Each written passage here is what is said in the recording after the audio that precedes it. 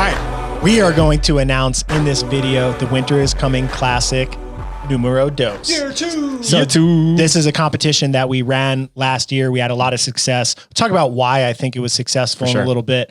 The format will be similar to last year in that we'll release 3 workouts, which will end up being 4 scores. You have 4 days to do them. We have a couple little tricks and twists about when we're releasing them and how we're releasing them, which we'll get into in the video, but relatively similar format to like an online qualifier, age group qualifier, where you get a couple workouts, you have the weekend to do them. We have some prizes this year that'll be dictated based on how people perform and just based on participation if people actually upload their videos. What other so you're details? saying I have a chance. Yeah. Basically, we are trying to encourage people that know they are not going to win to post their videos. Still do it, man. Because you can still get prizes. Absolutely. We thought this would be a good way then versus just being like, oh, we're putting up prize money and Yeah, only if you're good enough. I'm not going to sign up because Noah and Travis and Sarah is just honestly, win. there should be more competitions that are like that. Like, well, forget the winner. We're moving the trend in that direction, and people are gonna be like, "That's stupid." Yeah, that is true. So the competition will start December 16th, and that's a Thursday, and it will go through December 19th, which is Sunday at 8 p.m. Eastern and you can time. do the workouts in any order, right? Any order from December 16th, which is the last workout will be released. We'll talk about it in a second. Every Thursday at 1 p.m. the throwdown gets released, and the throwdown that week will be the final workout from the Winter is Coming. It's doubled up as a which will be the time that the leaderboard is open. Registration will be open before that if people want to sign up for the competition, but the actual entering your scores. Entering your scores will be at that point. Correct. Yeah. And so we have a little bit of a different thing in terms of, well, should I talk about the workouts first or should I talk about why we're doing it first? What do you want to talk about? I think we should talk about why first. I do think that's important. And I think one of the things that we've always kind of talked about during this time of year is everyone gets geared up for the open, right? Everyone's excited in January, but this time of year, it's really hard for most people to get excited because they're not really competing. And as the holidays come around, it's very easy to be like, I'm just going to relax and eat a lot of food. Holidays. Yeah, for sure. Thanksgiving, straight, or well, even Christmas to New Year. You're already eating your candy and falling off the wagon. Yeah. Well, the other thing too is like, if you're actually prepping for the open, just starting in January is probably not the best idea. I mean, if you're seasoned or you're not trying to be super competitive, maybe that's okay because you have about 6 weeks to 8 weeks. But really having some direction and structure to your training before that is what sets you up for success. And I always found, even just like in my athletic time, I'd get to that time and I'd have this program to do, but nothing that's really like holding me accountable to have to do it. And I'd end up just getting lazy or getting a lot of guilt about taking the time off of my training to be with family. And we also just like found that it made more sense for people to have a lot of structure and focus leading up to that time when it's just not going to be realistic to be the top priority. And then after competing, it almost gives people like, hey, you need to deload anyway, because you just dropped the hammer and you went hard and you trained for something. You went through a training cycle to get ready for something. So you have the ability to deload and destructure and allow yourself to kind of relax, knowing that you put the work in to prepare for when that open prep cycle really starts. So you had it set up where it's like you have the programming if you're in one of our programs or whatever, and then the competition is, what was the date? The 16th through the 19th. So then basically after you build, you do the competition, then you get to finally just be like, all right, now I can be. I can relax. Perfect example in our like compete program, for example, all of our paths are going really hard through. It's like our last kind of base building season up to the competition. And then as soon as that competition's over, that's the week of Christmas, which most people, even if you don't celebrate it, are out of town. That's like everywhere, all across the US especially, is like a downtime. So, hey, that's your deload, and then you can ramp right back up in January. And you don't have to feel guilty during it. Exactly. Yeah. Well, gyms too are almost always closed or restricted hours. Your training partners are traveling places. It's just, I mean, we've all been doing this and training for a really long time. And I don't know why the idea never dawned on us to have some sort of a focus and then just be like, all right, now for this 1 week, it's generally from Christmas to like the day after New Year's. Yep. It seems like most of the world, at least in the US, kind of shuts down. For sure. So instead of trying to force that, you could just be like, all right, I just competed and did a high volume preparation into that competition. Now I can go to 1 day a week or body weight style training and just kind of keep it chill and relax, eat, overfeed, and know that this is just 1 week that's not going to really interrupt things. But before, it used to be like, it really was Thanksgiving through New Year's. People just are like, man, I let the fucking wheels come off. I put 10 pounds on. And now you're starting to prepare yourself being in horrible shape. And it's hard to get yourself ready in 6 weeks. You're trying to get out of the hole that you dug. Yeah. These aren't issues that I feel like pro CrossFitters have, but like in the real world for other people, it's like, am I really going to say no to cookies and cupcakes and all this stuff all the time? But you might in December leading up to the competition, if you know, like, all right, I have this competition, I'm going to stay focused on it. I'm going to be disciplined. And then after the competition, I'll have my time to chill, be with family, and not stress about it at all because I've kind of earned that opportunity. Yeah. And the other thing too, I think is a nice checkup before you take that deload to know what are the things I still need to work on between now and the open. Yeah. So I've, in the masters division, I've told them, hey, we're prepping for some of these things in the Winter is Coming Classic. You're going to test this. And then that can be something that you kind of write your notes down. Oh, I was still really bad at this movement. Yeah. I need to make sure that I'm practicing that between January 3rd and the open. Yeah. We have so you have the throwdown every week comes out. It's one workout. You have kind of a demo. You get to see it. I give some tips. You do the workout. Kind of follows the open theme. But for anybody that is trying to make it through age groups or take it through quarterfinals, if you're not competing in the off season, if you're not doing Wadapalooza or have there been any other big qualifiers? I think maybe Fittest Experience. Oh yeah. Fittest Experience. Yeah. A few other small ones. If you're not doing that, you're not really getting the opportunity to have the compressed time window with multiple workouts. So I think having that opportunity to get after something, then have to get after the next workout and the next workout and then decide if you want to repeat it, I feel like is a good time to practice that because you can't really do that in open prep, unless, we have done it in the elite path. We've done kind of like a little simulation in the middle of the open, but very few people are, I think, good enough to handle that type of a training volume in the middle of the open. Right. Most people are focused on just like, this one workout crushed me. For sure. And they have to make sure they get the top 10%. So you don't want to be too sore or beat up going into the next week. So it's really hard for most people. But having that kind of, it's a checkup, right? You're going to the doctor to kind of see how you feel. This is like going to the WOD doctor. Whatever. I feel like I would go to the real doctor before the WOD doctor. How did this whole scenario pan out for everyone last year? Was it effective or is this just... I thought it was awesome. Yeah, it went really well. It went well for the program. It went well for the individuals because they had some focus and fun with it.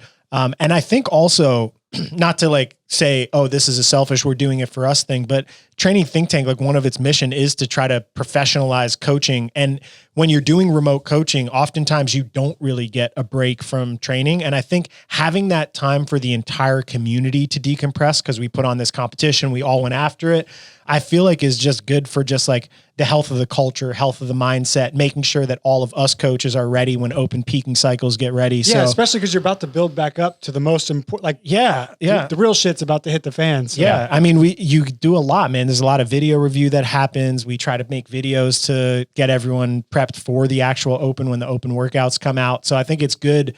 It was good on all fronts, I feel like.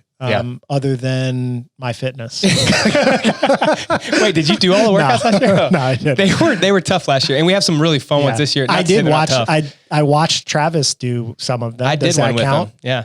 Which one? The squat clean one? Yeah. Except I used 135. Was insane. I think I judged him in that workout. What was the actual workout? So it was 5 rounds of so many cals, or maybe it was 500 meters. Yeah, I think it was wasn't it a 1K or 500? Was it one? No, it was long. It was a 1K. Yeah. It was 5 rounds of 1K row and then like 20 something toes to bar into 3 squat cleans. And it was you total pick weight. your own weight, and its time was one score and weight was another. And Travis was like in the top 3 or maybe number 1 in overall time. And he was using like 295 and just cycling. I think it might have been more than that. Man, he was firing. So I used 135. He was like, "You want to do this?" I'm like, "I'll use 135 and then I'll just keep up with the other stuff." It was hard to keep up with him with 135. He was in great shape at that time. Yeah. And now. That's also true. He's still in good shape. Yeah. But this isn't about him. This is about the whole community. So we have one workout that we are planning to announce. Should we announce that now? Yeah. So what we're doing is we're trying to create a structure where we give people time to actually practice the specific movements and format that they're going to do it. Now, we're giving you the workout now, but in order for your actual score in the competition to count, there'll be a password that's released closer to the competition. So we know people aren't using like, hey, I did this once every 2 weeks for the last 8 weeks and I used my best score. but the workout is this is just for one of the workouts. Yeah, this is just the first workout. This is workout 1. And we'll announce it right now. Yeah. 2 parts. First one is a complex from 0 to 6 minutes, 5 deadlifts, 4 hang squat snatch, 3 overhead squat. That's a complex. It's built to a max of that complex, and your final overhead squat needs to be completed before the 6-minute window. Correct. And we try to do that to make sure that people weren't, let's say, starting that complex right at the 6-minute mark, taking whatever 45 seconds to do it and eating into their time of part 2. So the whole complex needs to be done by the 6-minute mark. And then at the 6-minute mark, 5-minute AMRAP of wall walk. Brandon's favorite. Everybody just clicked off the episode. Yeah, I'm not doing this one now. I remember Brandon. Go ahead. Yeah, no, I did complain about that, but it wasn't because of the movement. It was just being the first workout. CrossFit's gone through so much. It's like, make something that's like really exciting and fun that people talk about. Yeah. And maybe they got that wish because people were talking about it, but it was more like, I don't know. I love it when they have a You're talking about when they came out. When they came out the with CrossFit Games Open. That was last the first year. workout. The first workout was the double under wall walk ascending ladder. And I totally get it, but you were fired up. It would just be so much more fun for people that are new to the sport to see something that they're used to. Yeah. With that said, wall walks now are part of the open experience, and they may come out again. It was at the CrossFit Games. So, and generally when they do that, it brings up the opportunity that the workout that was in it last year was a retest. Also, I think just watching people pair wall walks with other movements shows how challenging wall walks as a movement really can get. So this is kind of an opportunity for us to ensure that our whole community is prepared for that movement. And because it's something like it comes out, how much time are you going to dedicate to training for wall walks when you also have handstand walking, handstand push-ups, barbell overhead work? But this is kind of a competitive opportunity to really just like push your threshold of fatigue on a very simple test. And that's usually a great way to develop a skill. So it's kind of an opportunity for us to like put something out into the competition universe that can help everybody that, you know, follows our training programs or participates in the competition to get better at a movement that they probably haven't trained as much as thrusters and burpees and double unders and just the common CrossFit based workouts. So this is part 1 of your WOD Doctor checkup, right? I feel like you should just demo this right now. I'll sit here and demo and you do wall walks. Do I have to do the complex beforehand? No, just the wall walks. Do it up and down Noah's jersey. Just rip it off the wall. And if you kick it off and you break glass or whatever, you just got to keep going in the glass. My hands are bleeding on the ground. Show everyone how much you really want to crush wall. So if I'm listening to this and and I'm going to do it, and you announce this one completely, how am I supposed to go about the rest of my time knowing I'm going to repeat this? What's the proper way to go about that? Well, it'll be progressed in the training program if you follow TTT Compete. So you'll get an opportunity to practice that complex, figure out where your weights are, where your limiters are. I think for most people, it's going to be in the makes of the hang snatch and the stability overhead with the final overhead squats. I don't think the deadlifts are really relevant other than just adding maybe potentially grip fatigue. Yeah. So getting used to that complex and format and maybe not overdoing maxes, but just getting comfortable and then having some progressions for wall walks. I mean, we know in a competitive setting that about the fastest wall walks for elite athletes in that workout was about 5 seconds per rep, which means that they were doing about 12 a minute. Or 12 a minute, which means they would do about 60 over 5 minutes if they maintain full speed. I don't think anybody can maintain that. We cocked it for sure. You guys saw this kind. As a side note, I saw this picture the other day from a news station, like a local news station. It said, you know, the daylight savings time, whatever. They're like, don't forget to turn your cocks back. they forgot the L. I was like, oh man, that's so funny. At this point, I wonder if news purposely makes mistakes so they can have their little viral Tosh.0 moment. True. We clocked that time on, I used 5 male athletes and I just did it in the round of 15. So I don't know where the deterioration was in like the round of 21 for last year's open workout. So that might not be a full sprint, but if you're doing 5 minutes straight of them and you're not switching to a double under or switching to something else that could potentially ease the midline stress, that's probably not realistic to maintain. And the fatigue is going to mount on whatever your limiter on there is. For some people, it's spinal positions. For some people, it's shoulders and coordination. But it's enough time that you could really start to work on your transitions, start to work on intervals. Like maybe you're starting with do max reps in 30 seconds, take a break, repeat them, start to extend that 30 to 60. There's a ton of different ways that you can do it. One like blunt force way to do it would just be keep testing 5 minutes and refining it, and you'll get better each time. But I would not recommend doing that. I think you'll be beat up. Yeah. Do you know off the top of your head how many times we actually test this, if at all, in the program? So that was one thing I was going to mention, is that we're intentionally not writing very linear progressions for any of the tests. So if you're in the compete program, you will not be able to guess the other tests. You wouldn't have been able to guess this test other than maybe you see the complex, right? Yeah. With that said, we are testing the movement patterns to make sure, or training the movement patterns to make sure that you are prepped for it. But we didn't want to make this just about those workouts. We want everyone in our compete program to be as well-rounded as possible while adding in those movements, knowing that those will be tested. And the other thing to keep in mind is everything that's tested in WIC is also, those are movements that are tested in the open. So that's why there's a direct correlation of like making sure that we're testing the movement combos and the paces, the speed, everything that you need for the open. Yeah. When we build throwdowns, like we just actually tomorrow we'll come out with handstand pirouettes as part of a handstand walking thing. We've done single dumbbell step overs, which they've done single dumbbell step ups, but not step overs with a farmer's handle, pogo burpees. We've tested things that haven't really come out. But with the competition, we wanted to keep it as straightforward as possible to say like, hey, this is what CrossFit has given us as a model for these tests. Let's mimic it as much as possible. Yeah. Then go ahead. I was just going to say, and again, that's going to give you an opportunity to test all of the things that most commonly come out in the open, and then look at the scores and see yourself on the leaderboard and kind of get a feel for where you need to be. Some people are just fighting to get top 10%. Some people will be fighting to, maybe make it from quarterfinals to semifinals. Wherever it is, you'll be able to compare yourself. And that's another nice thing, is like, look at the leaderboard, see where you're at compared to the other people that do the competition. And last year we had a ton of people sign up. So it was a really deep leaderboard. It allows you to kind of get a realistic view of where you're going to be in the open. Yeah. I forgot what I was going to say. Mine just went into like a straight brain fart. I was going to, you got something? No. So we only have that one workout that's getting released now. So there's 2 other workouts that come out. One of them is going to be rowing and burpees. Format, details, all of that, you won't know until I think it's the Tuesday before, the Wednesday before that we decided that was going to release. Yes. Of course, I don't remember the exact day, but the right before Thursday, December 16th, which is when the final workout comes out, which will be a complete surprise. So that'll be like a normal open release. You don't know anything about it.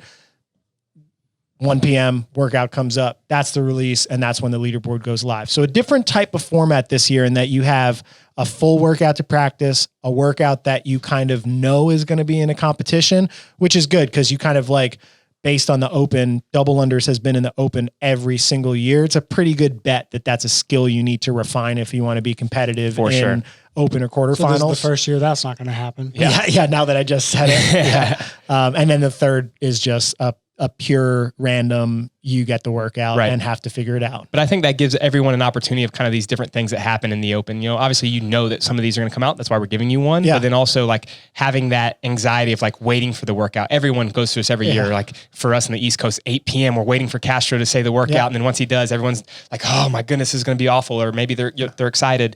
You still have to wait for that. 3 p.m. was awesome. Yes. When they changed that. I agree. Hope it's that the was same. Fantastic. Yeah. Damn it. I remembered the question that I had, or the thought that I had, and then I forgot it again. Can we just keep talking about the 3 p.m.? Oh my God. Especially for us on the East Coast. Oh, that was only so the nice. last week though, right? It was the last 2 weeks. Last 2 weeks? Oh, it was beautiful. Yeah, it made our job. I mean, so like for people that don't see the behind the scenes, we're here till like, I'm doing work till like 1 a.m. on the open. Which means I'm here till 3 a.m. Yeah, that is true. You're 8 p.m. the workout would come out. It's not last year, but every other year. Right. We'd go out onto the floor, demo the actual workout, get it uploaded. Somebody would film talking about tips and strategy. Then we'd have to talk over the video. Then we'd all have to go do programming. Yes. So it was like last year was like, oh my God, I could go to bed at 8 o'clock or 9 o'clock during the open. This is great. I do remember being so wound up though still from like working that I couldn't fall asleep that night. I think that just always happens. I'm nervous for athletes. I'm like wound up from doing all the work and everything. Last year too, I was like, oh my God, I did all this work on programming and we never did wall walks. No, that is true. And this year, 5 minutes of wall walks. And there won't be any or double unders. Is this competition free this year? Yeah. It is free. We're going to have some optional donation buttons or a shirt you could buy, but we're letting anybody in and still giving some prizes. Yeah. We'll release more of those details Will registration be live for this competition once this video goes up? I certainly hope so.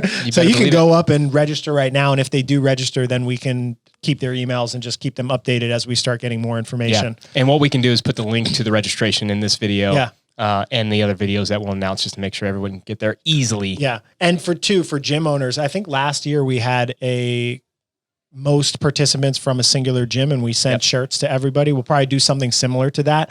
This also could potentially be something beneficial for community in-person gyms. Like the same issues that we experience with athletes staying disciplined during that period of time, that happens with in-person communities too. And your classes are less vibrant. There's less people there. There's less focus in training. People are going and coming. So having a competition oriented that you could do in your gym could potentially help with just creating an environment of high level training before you know everyone is going to take that break and fall off. It's a lot easier to coach if people only fell off the rails for 7 days, whereas people fall off the rails for a month and come back and they're like, oh, I can't even do a CrossFit workout right now because I'm so inflamed and bloated. It is so true. Yeah. I mean, it really is from Thanksgiving until the new year. Yeah, like for people sure. just like check out. And I get it, especially like the last couple of years with COVID. Everything else just been a stressful I know. time. I feel like that's true. Like I feel like it used to be Thanksgiving to New Year's. Now it's like just the whole year.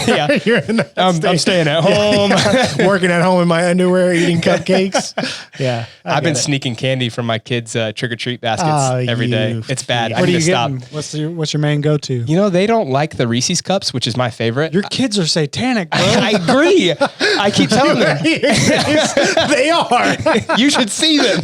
Oh my gosh. These little Satans. Don't tell me they're eating like what's the candy I always hated? There was always like people who would give you like freaking dots or my least favorite is that the orange wrapper, the coconut stuff, the chocolate coconut. Oh, Almond Joys. Yeah. Oh, I hate coconut candy too. I don't hate those, but I wouldn't choose that. Yeah. Reese's is definitely my favorite, and then probably Snickers. I would say Snickers and then like Skittles and Starburst. See, I don't like the sugary. Mixes. I know everything's sugary, but I don't like the fruity sugar taste. Like Laffy Taffy. Yeah, that's what my kids like. They love the Airheads. That's what it is. Sour Airheads. I mean, Airheads are good. Yeah. They will kill those. By the way, it's people who are like really super conscious about no sugar, do they just not do Halloween? Yeah, hard to know. I found out this year that a teal bucket means that you have an allergy of some kind because we bought Kinsley a teal bucket. So she was walking around and by accident. Yeah. Like we had no clue. Know. Oh. Yeah. And most people don't know either, but some houses I've will never be like, heard oh, of this that. is, there's an allergy. So like we don't give you the Reese's. Right. A peanut butter allergy or like a nut allergy of any kind. But I had no clue. So if you didn't know that, keep that in mind. When did that become a thing? Who knows? I feel like I would just let can they be around the candy or like the nut allergy is so strong? I mean, if you're that allergic, shouldn't you just not go risk getting peanuts in your bag? I mean, if it's in a wrapper, I'm sure it's not a big deal. Well, that's why I was asking. A kid wouldn't know and they could open it and eat it. So that's the danger. Oh, okay. Yeah. One of the kids in Levi's class actually has a nut allergy. So he can't have any, like we give the little Lunchable or what are those things? The little peanut butter and jelly sandwiches that come in the, you know what I'm talking about? Uncrustables. Snackables? Uncrustable. Oh man, they're fantastic. I have ones called Chubby Snacks, which are basically the same exact thing. That also sounds good. Yeah, they're really good. But at first I was like, oh, this is like almond flour. And then I looked at the back of it. I'm like, no, this is the same fucking thing. I just paid for healthy marketing. It's such a, the marketing game, man. Paul Check, I don't know if you've listened to any of his stuff. He has some good stuff on just like the scam that our nutrition industry and how they're tied into the government. And all he doesn't mince words when he has an opinion too. Yeah. And I'm not saying that's not an endorsement of what he says, but a lot of the things he says about the nutrition industry is very true. Yeah. That was one of those, the teal bucket thing, I feel like that's like a good in theory thing, but in practice, I feel like people leave their candy out for people to grab. Almost every house, and for sure. It's dark. Like how many people are coming? Like I'm looking at kids in outfits. I'm not like, oh, there's a teal. Did you have kids come by your house? No, I don't think they would. And also walking on that road. Which I like because my dogs used to go nuts. Yeah, when you're in the neighborhood. Bo is like the calmest dog ever, but if people come in little kids in costumes and it's like the world is on fire, he's barking, his hair's up. I'm like, oh, I hate this for 5 straight hours. And if I were a 5-year-old kid and I saw him barking at the door, I would be terrified. Yeah. What we would Did you do ever have the person in your neighborhood as a kid who would pull the Ned Flanders and like pass out like Bible verses and say you're a terrible human for just trick or treating, worshiping like Halloween or whatever. Don't drag, like I'm a Ninja Turtle, dude. Like, we did have someone that passed out toothpaste and toothbrush. Oh, we had that. Little toothbrushes. Yeah. But he was a dentist. Yeah. I think that I don't know them. They're in our neighborhood, but that's what they handed out. Did they give candy with it? No. It was a bucket of that. Yeah. I was like, Jordan, take that. We don't have to go to CVS this week.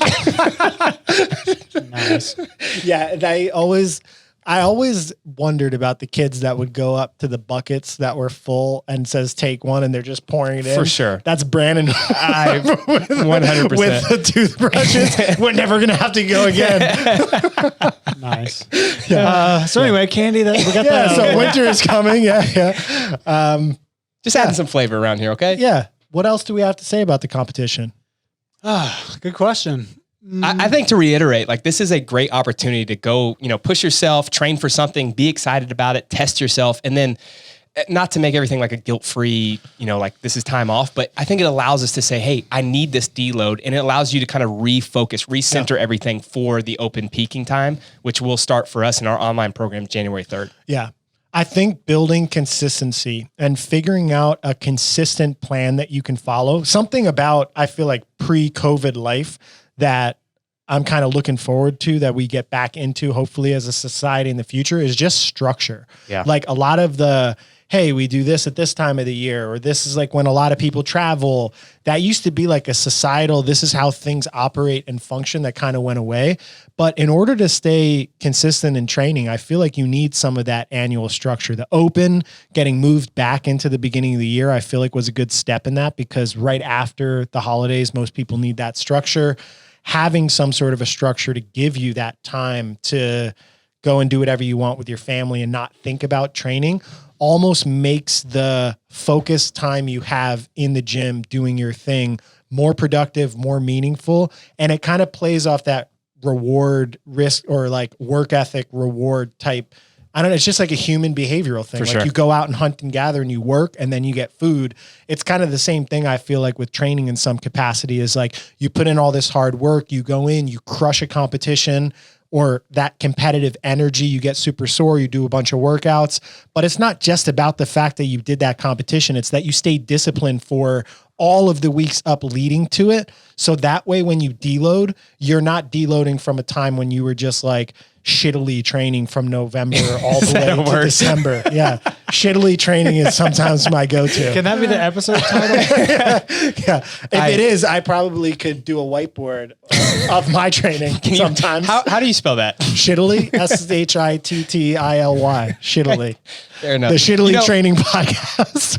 I fully agree, and I'm excited about it. Sign up. I think we should finish this with something different today. Like you doing 5 minutes of wall walks. Yeah, maybe that after. Okay. What about a rapid fire? Well, I was just going to say we should all talk about what we're doing right now as far as like what book are you reading or what show are you into. We should start something like that. People enjoy that. Hit it. Okay. You start. You start. No, please, Max. I'm watching a show called Foundation, which is pretty cool. Yeah, it's it seems like I've heard of that before. It's like a sci-fi futuristic, I don't know how much of the thing to give away. Well, this guy at some point came up with this concept of building an empire, and he was the emperor. And then he created clones of himself. And at any given time, there's an old version of himself, a middle-aged version of himself, and a young version of himself, all working together that to actually run. Sounds really interesting. Yeah, it is like the whole book or a show. It's a show. Yeah. What channel is it on? I don't remember. I think it's Prime TV. Dude, I can't even do shows anymore. Really? My attention span's shot, dude. Really? I actually noticed that. Even if they're good, I'm like, Yeah. It's bad because I think it's all the other stimuli that you're getting throughout the day. And that your brain is like trained for 5-second things on Instagram. I notice myself doing it sometimes. Like I'll write a program and then take a break and find myself like, oh shit, I'm doing something unproductive and just like being a fishbowl, like goldfish, and then have to go back to it. I lied. I spent like 3 hours last night just diving into this Travis Scott documentary. Astroworld tragedy. Man, it is crazy. Dude, what happened? Oh, you don't even want to know, bro. So hold on. Are we done with the ending it on the show thing? Well, only you went. Okay, well, this is, I guess. No, I don't want to talk about it. It's terrible. Why? I want to know what happened. Because I'm not the expert here, and I don't want to be on a podcast. I don't know anything either. What do you mean you're not the expert? You said you went on a 3-hour deep dive? Maybe more. That makes you an expert now. I kept waking up in the middle. This is an internet expert. Okay, here we go. My number one fear in life is claustrophobia, right? And so I can't even get into the back seat of the cars with just the 2 doors. What do you call those? There's a name for 2-door. Yeah, 2-door stand. Don't they call them like a coupe or? A coupe. Yeah. Yeah. Anyway, I can't get into those because if I'm in the back, I just start having panic attacks because I can't get out. Huh. And so, but I mean, I grew up in the metal music scene, so I do mosh pits, and like I was in 2 years ago. Yeah, that's claustrophobia. Yeah, but it moves and like there's space to go. But I've been to some concerts where it's like this. Yeah. So apparently there was just too many. He can't people. See this. Yeah. Sorry. Yeah. Show him. I'll do Chris. I turned my camera off. But yeah, people were apparently just packed in like sardines, too much. And I've been in a couple shows where it's like that. Not like this, where it was like that in spurts where you're like, oh fuck, but then it opens up and you're like, oh, thank God. Okay. And it's still tight, but this was just too much. They I don't know what happened. There was too many people. They oversold it for the amount of. It sounded like a lot of people snuck in too. Okay.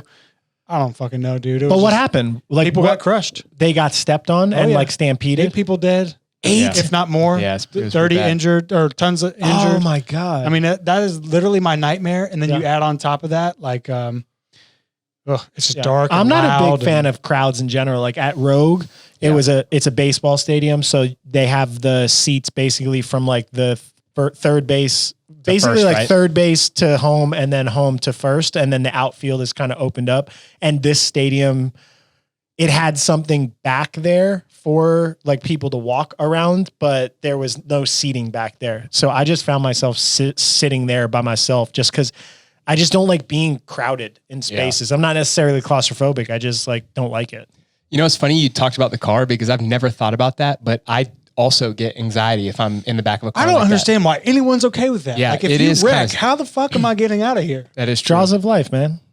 Yeah. Let me just wait on for that. 30 minutes. Yeah. Wait on that. Yeah. Like I've literally like just said, all right, friends, you go ahead. I'm going to call a ride or just not gone places. I can't do it. Really? No, it's like I haven't been in one since high school, but it used to give me anxiety. I don't mind, which is weird because I'm usually pretty paranoid about everything. I would think you'd like, no. Well, I think also too, most of except maybe college football, I feel like that was the one time where I was shorter and smaller than the people I was hanging out with. But most of the time they're like, no one wants you sitting in the back. Like, right. You're going to be rubbing shoulders on both sides. So they would always put smaller people back there, but I don't think I have an issue with it. It's just, or like when I can't breathe, like, you know, you put your head out the car window when you're going fast, like that's kind of fun, but then also not. Man. But, or like when you're at the worst one, the craziest one where I get like a little, like my heart rate spikes real, like I wish I could put a heart rate monitor on, is when I'm getting a haircut and they blow the hair off your face with that thing. Yeah. Dude, there's like a split second where I can't breathe and I'm just like panic. I like that. The sketchiest thing, speaking of this, is we had a Ford Taurus growing up and we'd go on holidays to my grandmother's house, which was 3 hours away. And the Ford Tauruses had those tiny little seats in the back facing looking backwards. Fuck those. Yeah. Really? Yeah. Cool. So you puked.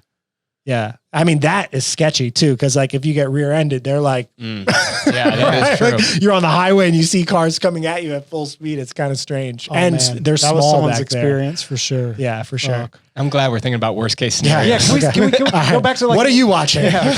I'm not watching anything right now, but one of the books, 2 books, one from Mike McGoldrick, and I listened Mike to wrote a book? Mike sent it to me, Raising an Emotionally Intelligent Child. So anybody that does have young kids, I think that's worthwhile. How do you know if your child, does it tell you if you have a sack of shit? It basically walks through some different scenarios and hey, here are the things that may help you. What if you have an emotionally inept child? Well, that's really what the book's about, is like learning as an adult to become emotionally intelligent, not to take out your anger or past trauma on your child, which, you know, it's funny. That sounds pretty good. Yeah. You don't think that you have it until you start reading the book. I'm like, man, these are things that like I've taken from my parents or my childhood and like I'm putting it onto my kids, and it's like, that's you so kind of stupid. relive the pattern for sure. Yeah. So that's been fantastic. I would recommend that to most people. Not to say you have to take everything from it, but worthwhile. What's the number one thing you've changed from reading it?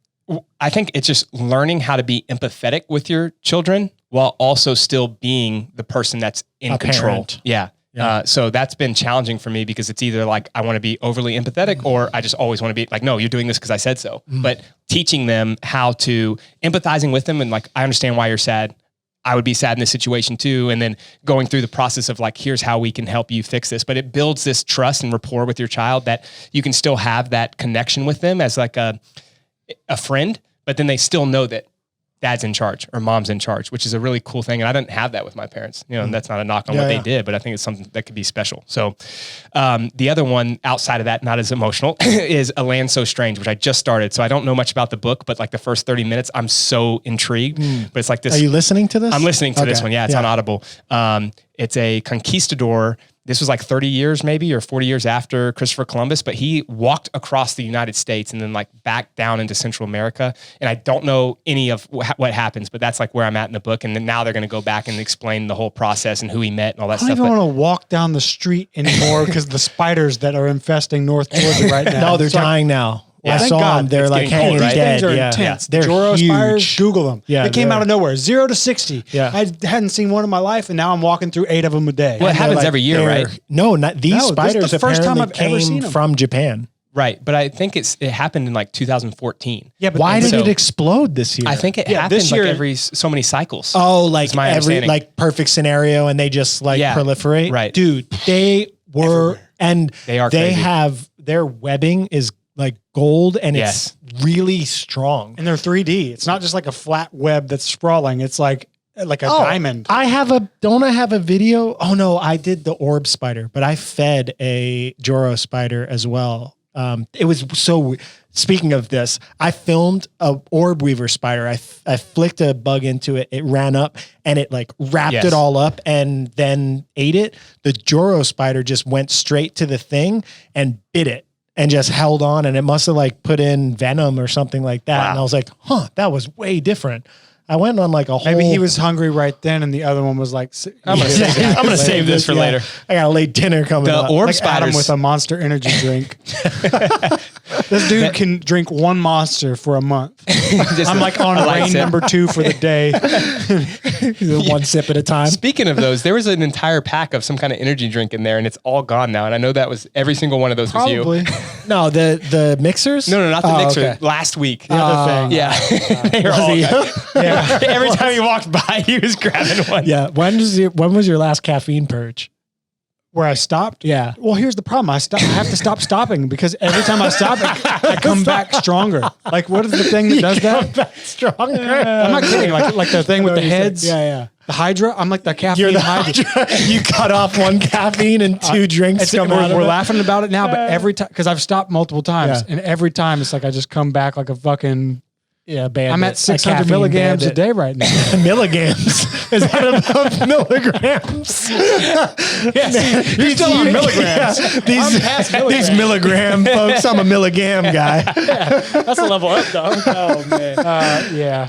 Yeah, you just got to be Mr. Consistent. But anyway, 6 you were cups talking a day. about a book. I was saying I can't walk down the street anymore because of spiders, and this dude walked across the continent. Yes, he did. I Fuck walked. me. I went to a massage therapist that was like 3 miles from my hotel when I was in Austin, and Travis had left to San Antonio. So I was like, I'm just going to walk back. San First Antone? of all, it was sketchy as hell. The roads down there, like they're like 8-lane roads with like I thought they little had nice sidewalk. walkways though. There, it was You were actually walking down the highway. Yeah, I was walking along the frontage road of the highway because the hotel was right off of it. Okay. And it was like super sketchy to walk, but it was like an hour and 20-minute walk. And I just like, I wasn't even tired doing it, but it was such an anxiety provoking experience where like walking on a golf course for that long is Calm. like no big deal. I can't imagine some of these people that like ride bikes in super busy areas or go for couldn't do long it. runs like that. Speaking of Boston, my sister lives there, so I drove from Austin back to Memphis, which I think it's like an 11-hour drive, and there was a legit storm, like thunderstorms the whole time, where you're like 10 and 2 on the wheel because it's coming down, like where you can't see, and you're like, hey, I need to be really focused, and it just never let up for the whole way home.